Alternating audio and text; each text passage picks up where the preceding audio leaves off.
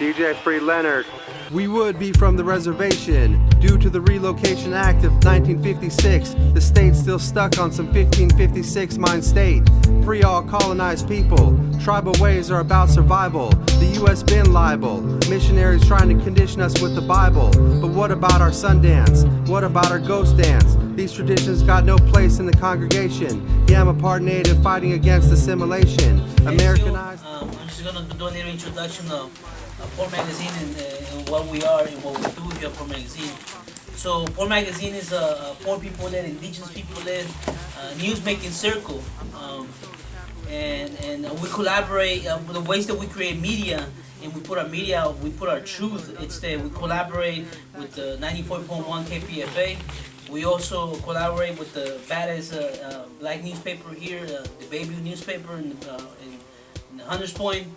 But why is that we do media, especially for we oppressed people, poor people, is that sometimes media, not sometimes, most of the time media is used against poor people, oppressed people, to talk negatively, you know. So that's why I think in Port Magazine we believe that media it's a tool, it's a weapon that we can use to speak back against all the lies that are being told about poor people, about oppressed people, about people of color. So, like my brother Motiado said, this is us poor people's house. What does it mean to be poor folks, oppressed people, and to be making our own media with our own voices? Unpimped, always off plantation. There's no filters. This is PNN, not CNN, people. That means what you're looking at right now is what corporate media will call the editorial board. That's each and every one of you. There's nobody else who makes a decision about what happens within this circle except all of you. To actually make news in community means to practice respect and practice humility.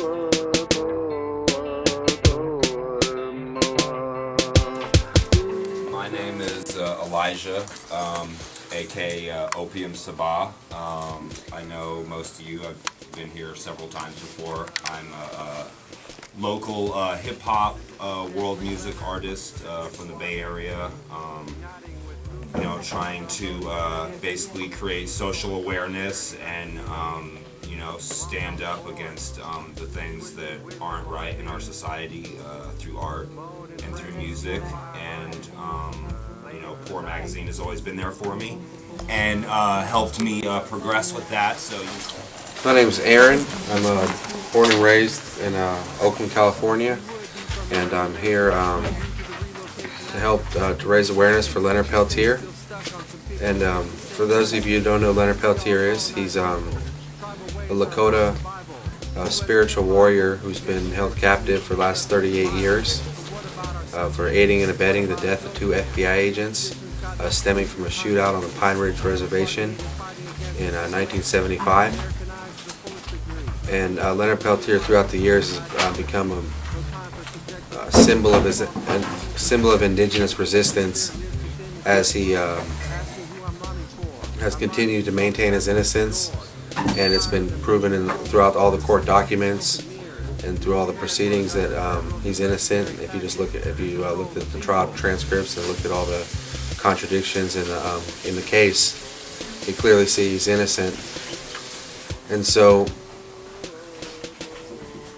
what I'm doing is organizing in hip-hop to get the information about this case to the people, to hopefully try to free him. In May, I went to visit him in Coleman, Florida, United States Penitentiary, and I spent 2 days, 6 hours a day, sitting down with him and talking about family members that are gone and that are here, and also his case and all the intricacies about his, you know, his campaign and where it's at. It's been one of the main ways we can understand Leonard's innocent is there's a trial prior to Leonard Peltier's trial in which Bob Robidoux and Nino Butler were found not guilty by reason of self-defense for the shootout.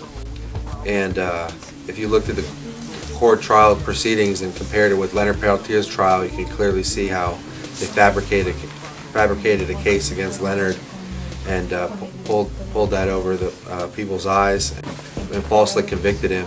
So what I've done is, since for about the last 6 years, we've put together different hip-hop projects, trying to get the artists to write speeches or songs that have to talk about the case. Just recently on National Day of Mourning, we released Struggle for Human Rights, and Chuck D, a Public Enemy, helped put it out. And so I'll just pass this around. You guys can see the CD and the quote Chuck D sent in support for us. For Leonard Peltier, because, you know, he is innocent and we want to see him free. And so mainly right now internally we're trying to get him on house arrest so they can spend the days with his family. Because it's such a long shot at a pardon from Obama. But his clemency paperwork is going to be filed pretty soon. And we're going to continue on pushing. But to me, Leonard Peltier always represented a revolutionary and fighting against, you know, oppression and standing up for all colonized people. And Leonard Peltier was part of 7 generations of spiritual resistance, of warriors that stood up to defend the land and the people.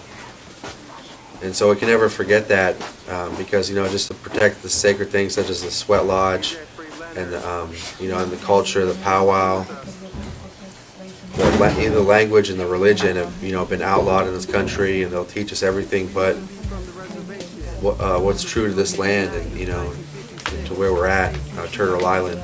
So definitely open to any sort of campaigns in collaboration, you know, with any sort of organizations you guys represent, to wanting to do any sort of projects.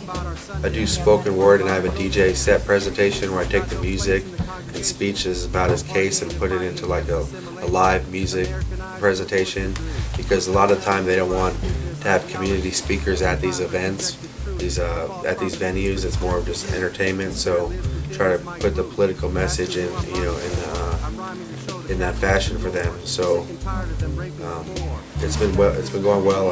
On a National Day of Mourning, I spoke out on Alcatraz at the sunrise ceremony, and so it was really nice to get the word out. The campaign's starting to grow, get bigger, and yeah, if you have any questions about the case or want to build in any way, just